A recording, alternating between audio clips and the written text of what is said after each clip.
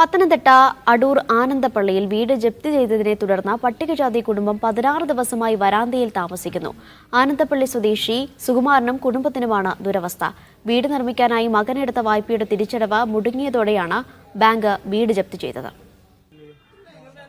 8 ലക്ഷം രൂപയാണ് ബാങ്കിൽ നിന്നും ലോൺ എടുത്തത്. 4 ലക്ഷം രൂപയോളം തിരിച്ചടച്ചു.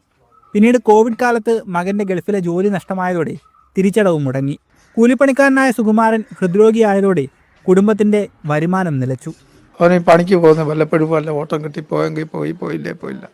അപ്പോൾ അങ്ങനെ വന്നോണ്ടേ അവന് നേരത്തെ പറഞ്ഞു, അച്ഛാ എന്നെ കൊണ്ട് ഇനി പറ്റത്തില്ല, എടുക്കുന്നതെല്ലാം എടുത്ത് അടച്ചാൽ അവന് വയ്യ. ഒരു ഗുളികയ്ക്ക് 130 രൂപ വിലയാണ്. രാവിലെ ഓർമ്മ വൈകിട്ട് ഓർമ്മ, ഒരു ദിവസം കഴിഞ്ഞില്ലേ പിന്നെ അതെങ്ങോട്ടാ പോകുന്നത് നമ്മളെ. സുകുമാരന്റെ ഭാര്യ ഉഷ പത്തനംതിട്ട ടൗണിൽ ലോട്ടറി വിൽപ്പന നടത്തുകയാണ്.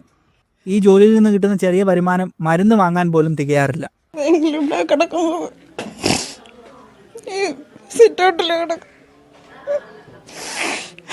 10 ലക്ഷം ചില്ലറയുണ്ട്, പക്ഷെ ഒന്നിച്ചടയ്ക്കുവാണെങ്കിൽ ചിലപ്പോൾ കുറവ് ചെയ്ത് തരുമായിരിക്കും. ബാങ്ക് വീട് ജപ്തി ചെയ്തതോടെ മറ്റ് വഴികളില്ലാതെ വീടിന്റെ വരാന്തയിൽ കഴിയുകയാണ് ഇപ്പോൾ ഇവർ. ചൂടും തണുപ്പും കുറയ്ക്കാൻ ഒരു ടാർപോളിൻ ഷീറ്റ് വലിച്ചു കെട്ടിയിട്ടുണ്ട്. മരുന്ന് മുടങ്ങിയതോടെ ഇരുവരും അവശരാണ് നിലവിൽ. സഹായവുമായി ആരെങ്കിലും എത്തുമെന്ന പ്രതീക്ഷയിലാണ് ഈ കുടുംബം. മീഡിയ 1 പത്തനംതിട്ട.